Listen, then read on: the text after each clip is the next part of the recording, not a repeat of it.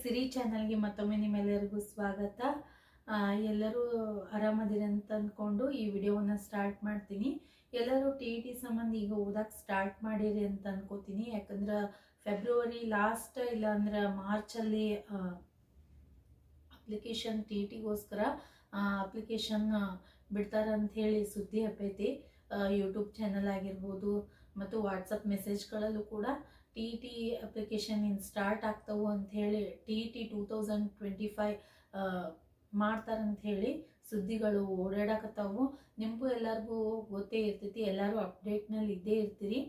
ಮತ್ತು ಈ ಈ ಸರ್ತಿ ಸ್ವಲ್ಪ ಹಾರ್ಡ್ ಆಗೋದೈತಿ. ಯಾಕಂದ್ರೆ ಲಾಸ್ಟ್ ಟೈಮಲ್ಲೇ ನಾವು ನೋಡಿವಿ 2024 ಜೂನ್ 30ಗೆ ಏನು ನಡೆದಿತ್ತಲ್ಲ ಎಕ್ಸಾಮ, ಅದು ಸ್ವಲ್ಪ ಎಲ್ಲ ಟಿಗಳಿಗಿಂತಲೂ ಸ್ವಲ್ಪ ಹಾರ್ಡ್ ಇತ್ತು. ಎಲ್ಲರೂ ಚೆನ್ನಾಗಿ ಈ ಸರ್ತಿ ಟಿಗೋಸ್ಕರ ರೆಡಿ ಆಗ್ರಿ. ಬೇಸಿಕ್ ತಿಂದನೇ ಸ್ಟಾರ್ಟ್ ಮಾಡ್ಕೊರಿ. ಇನ್ನೂ 3 ತಿಂಗಳವರೆಗೂ ನಮಗೆ ಟೈಮ್ ಐತಿ. ಮತ್ತು ಹೆಚ್ಚು ಪೇಪರ್ 1 ಆಲ್ಮೋಸ್ಟ್ ಎಲ್ಲರೂ ಕ್ಲಿಯರ್ ಮಾಡ್ಕೊಳ್ಳೋದಕ್ಕೆ ಪ್ರಯತ್ನ ಪಡ್ರಿ. ಯಾಕಂದ್ರೆ ಮುಂದೆ PST ಲಾಸ್ಟ್ ಅನ್ಕೋತೀನಿ ಈ ಸರ್ತಿ PST ಕಾಲ್ಫಾರ್ಮ್ ಆಗೋದು. ಅದಕ್ಕೋಸ್ಕರ ಮತ್ತು ಪೋಸ್ಟ್ಗಳು ಕೂಡ HK ಭಾಗಕ್ಕೆ ಜಾಸ್ತಿ ಅದಾವು. ಇನ್ನು ಉಳಿದ ಭಾಗಗಳಲ್ಲಿ 20,000 ಪೋಸ್ಟ್ ಕರೀತಾರೆ ಅಂತ ಹೇಳಿ ಸುದ್ದಿಗಳದಾವು. ಪೇಪರ್ 1 ಅಂತೂ ಕ್ಲಿಯರ್ ಮಾಡ್ಕೊಳ್ಳೇಬೇಕು ನಾವೀಗ. ಮತ್ತು ನಂದು ಆಲ್ರೆಡಿ ನಾನು ಟಿಯಲ್ಲಿ ಪಾಸ್ ಆಗೀನಿ, ಅದ್ರ ಬಗ್ಗೆನೇ ಇವತ್ತು ಮಾತಾಡಬೇಕು ಅಂಥೇಳಿ ವಿಡಿಯೋ ಸೆಪ್ರೇಟಾಗಿ ವಿಡಿಯೋ ಮಾಡಾಕ್ತೀನಿ.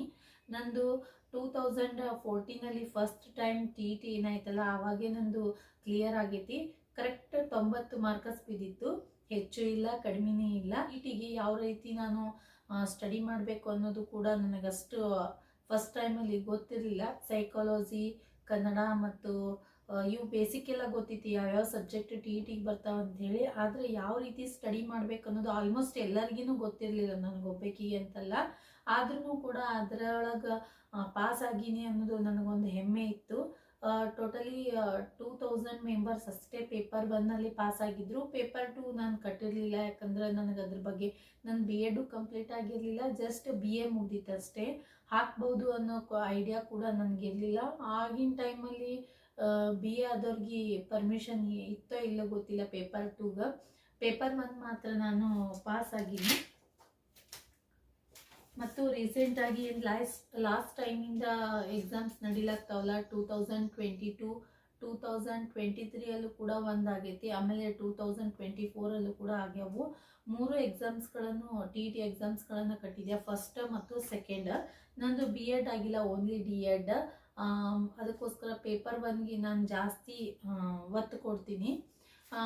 ಪೇಪರ್ 2 ಕೂಡ ಕ್ಲಿಯರ್ ಮಾಡ್ಕೊಂಡಿನಿ, ಅದ್ರ ಸರ್ಟಿಫಿಕೇಟ್ ಇನ್ನೂ ತೆಗ್ದಿಲ್ಲ.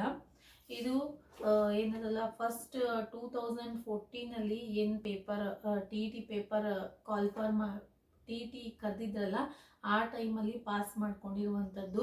ಒಂದೇ ಕಟ್ಟಿದ್ದೆ ನಾನು, ಸೆಕೆಂಡ್ ಪೇಪರ್ ಕಟ್ಟಿರಲಿಲ್ಲ, ಕಾಣಿಸ್ತೈತಿ ಅಂತ ಅಂದ್ಕೋತೀನಿ. ಫಸ್ಟ್ ಪೇಪರಲ್ಲಿ ಎಕ್ಸಾಕ್ಟ್ 90 ಬಿದ್ದಿತ್ತು ನನಗೆ, ಹೆಚ್ಚು ಇಲ್ಲ ಕಡಿಮೆನೇ ಇಲ್ಲ, ಜಸ್ಟ್ ಪಾಸ್ ಆಗಿದೆ ಅಷ್ಟೇ. ಅದು ಮತ್ತು ಈ ಸರ್ಟಿಫಿಕೇಟಲ್ಲಿ ಕೆಳಗಿನ ಲೈನ್ಸ್ಗಳದಾವ, ಷರತ್ತುಗಳು ಅಂತ ಬರ್ದೈತಿ. ಅಲ್ಲಿ ನೀವು ನೋಡ್ಬೋದು, ಶಿಕ್ಷಕರ ಅರ್ಹತಾ ಪ್ರಮಾಣ ಪತ್ರವು ಈ ಪತ್ರದಲ್ಲಿ ನಮೂದಿಸಿರುವ ತಿಂಗಳು ಮತ್ತು ವರ್ಷದಿಂದ ಗರಿಷ್ಠ 7 ವರ್ಷಗಳ ಅವಧಿಗೆ ಮಾನ್ಯವಾಗಿರುತ್ತದೆ ಅಂತ ಇತ್ತು ಆವಾಗ. ಆದರೆ ಈಗೆಲ್ಲ ಲೈಫ್ ಟೈಮ್ ಸರ್ಟಿಫಿಕೇಟ್ ಅಂತ ಕೊಟ್ಟಾರ. ಒಂದು ಸರ್ತಿ ನಾವು ಪಾಸ್ ಮಾಡ್ಕೊಂಡ್ವಿ ಅಂತಂದ್ರೆ ಲೈಫ್ ಟೈಮ್ ಅದು ಸರ್ಟಿಫಿಕೇಟ್ ನಾವು ಯೂಸ್ ಮಾಡ್ಕೋಬಹುದು. ಫಸ್ಟಿಗೆ ಇದೇ ರೀತಿ ಇತ್ತು, ಆದರೆ ಇದು ಕೂಡ ಮುಂದೆ ಪರ್ಮಿಷನ್ ಐತಿ. 7 ವರ್ಷ ಅಂತೇನಿಲ್ಲ. ಈಗ 7 ವರ್ಷ ಮುಗಿದು ತಿರುಗೀಗ 2024ಗೆ 10 ವರ್ಷ ಆಯ್ತಿದ್ದು ನಾನು ಪಾಸ್ ಮಾಡಿಕೊಂಡು. ನೀವು ಕೇಳ್ತಿರ್ಬೋದು ಯಾಕಿನ್ನು ಮತ್ತು ಅವಾಗೇ ಕಾಲ್ಫಾರ್ಮ್ ಆಗಿತ್ತಲ್ಲ ಅಂತೇಳಿ. ನಮ್ಮ ಬ್ಯಾಡ್ ಲಕ್ಕು ಅವಾಗ ಟೀಚರ್ ಪೋಸ್ಟ್ ಆಗಲಿಲ್ಲ. 2015 ಏನು ಲಾಸ್ಟ್ ಕರೆದಿದ್ರಲ್ಲ, CET ಕೂಡ ಅಟೆಂಡ್ ಮಾಡಿದ್ದೆ, ಆದರೆ ಸ್ವಲ್ಪದ್ರಲ್ಲೇ ಹೋಯಿತು. ಮತ್ತು ನಾವು HK ಭಾಗದಲ್ಲಿ ಹಾಕಿದ್ದೆ ನಾನು, ಹೀಗಾಗಿ ನಂದು ಆಗಲಿಲ್ಲ. ಮತ್ತು ನೆಕ್ಸ್ಟ್ 2022 ಒಳಗೆ ಮತ್ತೆ ಟಿ ಕಟ್ಟಿ ನಾನು 110 ಮಾರ್ಕ್ಸ್ಗಳನ್ನು ತಗೊಂಡಿನಿ. 110 ಫಸ್ಟ್ ಪೇಪರಲ್ಲಿ 110 ಮಾರ್ಕ್ಸ್ ಬಿದ್ದವು. ಸೆಕೆಂಡ್ ಪೇಪರ್ ಮಾತ್ರ 83 ಬಿದ್ದೈತಿ. ನಾನು ಜಸ್ಟ್ ಇದ್ರ ಜೊತೆಗೆ ಅಂಥೇಳಿ ಎಕ್ಸಾಮ್ ಕುಂತಿದ್ದೆ ಸೆಕೆಂಡ್ ಪೇಪರ್ಗೆ. ಅದ್ರ ಬಗ್ಗೆ ಯಾವುದೇ ರೀತಿಯಾದಂತಹ ಸ್ಟಡಿ ಮಾಡಿರಲಿಲ್ಲ. ಕನ್ನಡ, ಇಂಗ್ಲೀಷ, ಸೈಕಾಲಜಿ ಅಂತಲೂ 3 ಇದ್ದೇ ಇರ್ತಾವೆ. ಮತ್ತು ಸೋಷಿಯಲ್ ನಾನು 60 ಮಾರ್ಕ್ಸ್ ಇರ್ತೈತಿ, ಅದು ಸ್ವಲ್ಪನೂ ನಾನು ಏನೂ ಅದರದ್ದು ಓದ್ಕೊಂಡೇ ಇರಲಿಲ್ಲ. ಹೀಗಾಗಿ 83 ಅಷ್ಟೇ ಬಿದ್ದಾವೆ ನನಗೆ.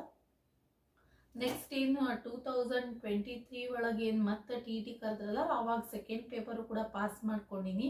ಅವಾಗ ಫಸ್ಟ್ ಪೇಪರನ್ನು ಬಿಟ್ಟು ಸೆಕೆಂಡ್ ಪೇಪರ್ ಮಾತ್ರ ಓದಿರಲಿಲ್ಲ ಅಂದರೂ ಫಸ್ಟ್ ಪೇಪರಿಗೆ 108 ಬಿದ್ದಿದ್ದು. ಅದ್ರ ಸ್ಕೋರ್ ಮಾತ್ರ 2022 ಅಲ್ಲಿ ಏನು ತೊಗೊಂಡಿನಲ್ಲ ಅದೇ ಜಾಸ್ತಿ ಐತಿ, 110 ಐತಿ. ಮತ್ತು ಸೆಕೆಂಡ್ ಪೇಪರ್ಗೆ 96 ಬಿದ್ದಾವು. ಕಡಿಮೆ ಆಯಿತು, ಆದ್ರೂ ಪಾಸ್ ಆಗಿ ನನಗೆ ಖುಷಿ ಐತಿ, ಸಾಕಷ್ಟೇ. ಅದು ಆ್ಯಕ್ಚುಲಿ ನನಗದು ಎಲಿಜಿಬಲ್ ಇಲ್ಲ, ನಾನು ಸೆಕೆಂಡ್ ಪೇಪರ್ ಬರೀಲಾಕ. ಸೆಕೆಂಡ್ ಪೇಪರ್ CET GPSTR ಬರೀಲಾಕ ಎಲಿಜಿಬಲ್ ಇಲ್ಲ. ಯಾಕಂದ್ರೆ ನನ್ನ D.Ed ಕಾಂಬಿನೇಷನ್ಸೇ ಬೇರೆ ಅದಾವು ಮತ್ತು BA ಕಾಂಬಿನೇಷನ್ಸೇ ಬೇರೆ ಅದಾವು. ಹೀಗಾಗಿ D.Ed ಒಳಗೆ ನಾನು ಇಂಗ್ಲೀಷ್ ಮತ್ತು ಸೈನ್ಸ್ ತಗೊಂಡಿದ್ದೆ ಬೋಧನಾಶಾಸ್ತ್ರದೊಳಗೆ. ಅದಕ್ಕೋಸ್ಕರ ಅದಕ್ಕೆ ಕಾಂಬಿನೇಷನ್ ಸರಿ ಇಲ್ಲ. ಹೀಗಾಗಿ ನನಗೆ ಪೇಪರ್ 2 ಕಟ್ಟೋಕೆ ಅವಕಾಶನೇ ಇಲ್ಲ. ಹೀಗಾಗಿ ಜಸ್ಟ್ ಪಾಸ್ ಮಾಡ್ಕೊಂಡ್ರಾಯ್ತು ಅಂಥೇಳಿ ಪೇಪರ್ 2 ಕೂಡ ಪಾಸ್ ಮಾಡ್ಕೊಂಡಿನಿ. 96 ಬಿದ್ದೈತಿ. ಅದ್ರ ದಿನ ಸರ್ಟಿಫಿಕೇಟ್ ನಾನು ಡೌನ್ಲೋಡ್ ಮಾಡ್ಕೊಂಡಿಲ್ಲ. ಈ ಪೇಪರ್ 1ಗೋಸ್ಕರ ನಾನು ಏನೇನು ಸ್ಟಡಿ ಮಾಡಿದ್ದೆ ಅಂಥೇಳಿ ನೆಕ್ಸ್ಟ್ ಒಂದೊಂದೇ ಹೇಳ್ಕೊತ ಹೋಗ್ತೀನಿ. ಒಂದೇ ವಿಡಿಯೋದೊಳಗೆ ಭಾಳ ಲೆಂಗ್ದಿ ಆಗ್ತೈತಿ. ಆದರೂ ನಾನು ಫಸ್ಟ್ ಚಾನ್ಸಲ್ಲಿ ಏನು TET ಪಾಸ್ ಮಾಡಿದ್ನಲ್ಲ, ಅವಾಗ ಓದಿರುವಂಥದ್ದು ಒಂದು ಗೋಲ್ಡ್ SMV ಗೋಲ್ಡ್ ಅಂತ ಬರ್ತೈತಿ. ಅದರಲ್ಲಿ ಎಲ್ಲ ಸಬ್ಜೆಕ್ಟ್ಗಳು ಇದ್ದು, ಬೇಕಿದ್ರೆ ಈ ವಿಡಿಯೋ ಮಧ್ಯದಲ್ಲಿ ಅದರದ್ದು ಒಂದು ಪಿಕ್ ಹಾಕ್ತೀನಿ.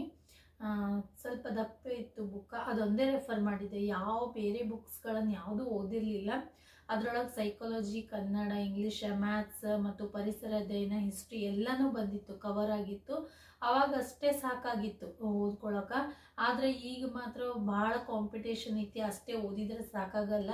ಎಲ್ಲ ಯೂಟ್ಯೂಬ್ ಚಾನಲ್ಸ್ಗಳು ಅದಾವೆ, ಬಹಳಷ್ಟು ವಿಡಿಯೋಸ್ಗಳನ್ನು ನೀವು ನೋಡ್ಬೋದು. ಮತ್ತು ನಿಮಗೆ ಯಾರ ವಿಡಿಯೋ ನೋಡಿ ನಿಮಗೆ ಅರ್ಥ ಆಗ್ತೈತಿ, ಯಾರ ವಿಡಿಯೋ ನೋಡಿ ನಿಮಗೆ ಓದೋಕ್ಕೆ ಇಂಟ್ರೆಸ್ಟ್ ಬರ್ತೈತಿ, ಅವುಗಳನ್ನು ಮಾತ್ರ ನೀವು ನೋಡ್ರಿ. ಪೇಯ್ಡ್ ಕ್ಲಾಸಸ್ಗಿಂತಲೂ ನಾನಂತರೂ ಯಾವುದೋ ಆನ್ಲೈನ್ ಪೇಯ್ಡ್ ಕ್ಲಾಸಸ್ಗಳನ್ನು ನೋಡೇ ಇಲ್ಲ. ಇವೇನು ರೆಕಾರ್ಡೆಡ್ ಕ್ಲಾಸ್ ಅಪ್ಲೋಡ್ ಮಾಡ್ತಾರಲ್ಲ, ಅದೇ ವಿಡಿಯೋಸ್ಗಳನ್ನು ನೋಡೀನಿ. 2022 ಅಲ್ಲಿ ಏನು ಪಾಸ್ ಮಾಡಿನಲ್ಲ ಅವಾಗ. ಈಗಲೂ ಕೂಡ ನಾನು TET ಮತ್ತೆ ಅಟೆಂಡ್ ಮಾಡ್ತೀನಿ. ಸ್ವಲ್ಪ ಸ್ಕೋರ್ ಚಲೋ ಆಯ್ತಂದ್ರೆ ಮುಂದೆ CETಗೆ ಹೆಲ್ಪ್ ಆಗ್ಬೋದು. ಮತ್ತು ಬ್ಯಾಕಪ್ ಸ್ಕೋರ್ ಕೂಡ ತೆಗಿಯೋರದಾರ. 120 to 125 ಮಾಡ್ಕೋಬೇಕು ಅಂತ ಐತಿ. ನೋಡೋಣ, ಟಫ್ ಭಾಳ ಇರ್ತೈತಿ ಈ ಸರ್ತಿ. ಮತ್ತು ಅದ್ರ ಜೊತೆಗೆ ಆನ್ಲೈನ್ ಮಾಡಾಕ್ತಾರೆ ಈ ಸರ್ತಿ TET. ಇನ್ನೂ ಗ್ಯಾರಂಟಿ ಇಲ್ಲ, ಆನ್ಲೈನ್ ಆದರೂ ಆಗ್ಬೋದು, ಆಫ್ಲೈನ್ ಆದರೂ ಆಗ್ಬೋದು. ಯಾವುದಾದ್ರೂ ಇರಲಿ, ನಾವು ಓದಿದ್ವಿ ಅಂತಂದ್ರೆ ಯಾವುದಕ್ಕೂ ಅಂಜೋ ಅವಶ್ಯಕತೆನೇ ಇಲ್ಲ. ಎಲ್ಲರೂ ಅಲ್ಲಿ ಆನ್ಲೈನ್ ಇತ್ತಂದ್ರೂ ಕೂಡ ಅಲ್ಲಿ ಗೈಡೆನ್ಸ್ ಕೊಡೋರು ಇದ್ದೇ ಇರ್ತಾರೆ, ಯಾವ ರೀತಿ ನಾವು ಟಿಕ್ ಮಾಡಬೇಕು, ಯಾವ ರೀತಿ ಅದನ್ನು ಸಬ್ಮಿಟ್ ಮಾಡಬೇಕಂತೇಳಿ. ಮತ್ತು ಈಗ CTET ಕಟ್ಟೋರಿಗೆ ಸ್ವಲ್ಪ ಅನುಕೂಲ ಆಗ್ಬೋದು. CTET ಯಾರು ಫೇಸ್ ಮಾಡೋರಲ್ಲ ಅವರಿಗೆಲ್ಲ ಈ ರೀತಿಯಾದಂತಹ ಆನ್ಲೈನ್ ಎಕ್ಸಾಮ್ಸ್ ಸ್ವಲ್ಪ ಈಸಿ ಅನ್ನಿಸ್ತಾವೆ. ಯಾಕಂದ್ರೆ ಅವು CTET ಎಲ್ಲ ಆನ್ಲೈನೇ ಇದ್ದು, ಅದಕ್ಕೋಸ್ಕರ. ಮತ್ತು ಈ ಮೂಲಕ ನಾನು ಹೇಳೋದೇನೆಂದ್ರೆ, ಫಸ್ಟ್ ಪೇಪರ್ ಎಲ್ಲರೂ ಕ್ಲಿಯರ್ ಮಾಡ್ಕೊರಿ. ಸ್ವಲ್ಪ ನಾವು ಹಾರ್ಡ್ ಸ್ಟಡಿ ಮಾಡಿದ್ವಿ ಅಂತಂದ್ರೆ ಕಾಮನ್ ಆಗಿ ಪೇಪರ್ 1 ಪೇಪರ್ 2ಕ್ಕೆ ಇಂಗ್ಲೀಷ್, ಕನ್ನಡ ಮತ್ತು ಸೈಕಾಲಜಿ ಇದ್ದೇ ಇರ್ತೈತಿ. ಸ್ವಲ್ಪ ನಾವು ಮ್ಯಾಥ್ಸ್ ಮತ್ತು ಪರಿಸರ ಅಧ್ಯಯನದ ಕಡೆ ಹೆಚ್ಚು ಒತ್ತು ಕೊಡಬೇಕು. ನೀವು ಯಾವ ಬುಕ್ಸ್ಗಳನ್ನು ಓದಲಿಲ್ಲ ಅಂದ್ರೆ ಅಷ್ಟೇ ಹೋಯ್ತು, ಯಾವ ವಿಡಿಯೋಸ್ಗಳನ್ನು ನೋಡಲಿಲ್ಲ ಅಂದ್ರೆ ಅಷ್ಟೇ ಹೋಯ್ತು. ಈ 6th ಕ್ಲಾಸ್ ಹಿಡಿದು 5th ಹಿಡಿದೇ ಸ್ಟಾರ್ಟ್ ಮಾಡಿರಿ. 5th ಹಿಡಿದು ನಾವು 10thವರೆಗೂ ಕವರ್ ಮಾಡ್ಕೊಂಡ್ವಿ ಅಂತಂದ್ರೆ, 10thವರೆಗೂ ಬುಕ್ಸ್ಗಳನ್ನು ಕವರ್ ಮಾಡ್ಕೊಂಡ್ವಿ ಅಂತಂದ್ರೆ ಆರಾಮಾಗಿ ನಾವು ಫಸ್ಟ್ ಪೇಪರನ್ನು ಕ್ಲಿಯರ್ ಮಾಡ್ಕೋಬೋದು. ಮ್ಯಾಥ್ಸ್ ಕೂಡ ಅಷ್ಟೇ, ನೀವು 6th ಹಿಡಿದೇ ಸ್ಟಾರ್ಟ್ ಮಾಡಿರಿ. ಯಾವಾಗಲೂ ಬೇಸಿಕ್ ಹಿಡಿದು ಸ್ಟಾರ್ಟ್ ಮಾಡಿದ್ವಿ ಅಂತಂದ್ರೆ ಮುಂದೆ ಬರುವ ಹಾರ್ಡ್ ಇದ್ದು ಅಂದ್ರೂ ಕೂಡ ಈಸಿಯಾಗಿ ತಿಳಿತೈತಿ. ನೆಕ್ಸ್ಟ್ ಹೈ ಕ್ಲಾಸ್ ಬಂದಂಗೆಲ್ಲ ಹಾರ್ಡ್ ಇದ್ದೇ ಇರ್ತಾವೆ. ಮೊದಲು ನಾವು ಬೇಸಿಕ್ ಸ್ಟಡಿ ಮಾಡಿದ್ವಿ ಅಂತಂದ್ರೆ ಮುಂದಿನ ಕ್ಲಾಸಿದ್ದು ಈಸಿ ಆಗ್ಕೋತಾ ಹೋಗ್ತೈತಿ. ಅದಕ್ಕೋಸ್ಕರ ಮೊದಲಿಗೆ 6th ಸ್ಟಾರ್ಟ್ ಮಾಡಿರಿ. ಯಾವ ತಿಳಿಲಿಲ್ಲ ಅಂದಾಗ ಆನ್ಲೈನ್ ವಿಡಿಯೋಸ್ಗಳನ್ನು ನೋಡೋದು ಒಳ್ಳೇದು ಅನ್ನಿಸ್ತೈತಿ. ಒಬ್ಬೊಬ್ಬರಿಗೆ ನನಗೆ ಹೆಚ್ಚು ವಿಡಿಯೋಸ್ಗಳನ್ನು ನೋಡಿ ಅಭ್ಯಾಸಕ್ಕೆ ಇಂಟ್ರೆಸ್ಟ್ ಬರ್ತೈತಿ. ಬುಕ್ಸ್ಗಳನ್ನು ನೋಡಿದ್ರೆ ಅಷ್ಟು ಇಂಟ್ರೆಸ್ಟ್ ಬರಲ್ಲ. ನಾನು ಹೆಚ್ಚು ವಿಡಿಯೋಸ್ಗಳನ್ನು ನೋಡಿನೇ TET 110 ಮಾಡ್ಕೊಂಡಿದ್ದು.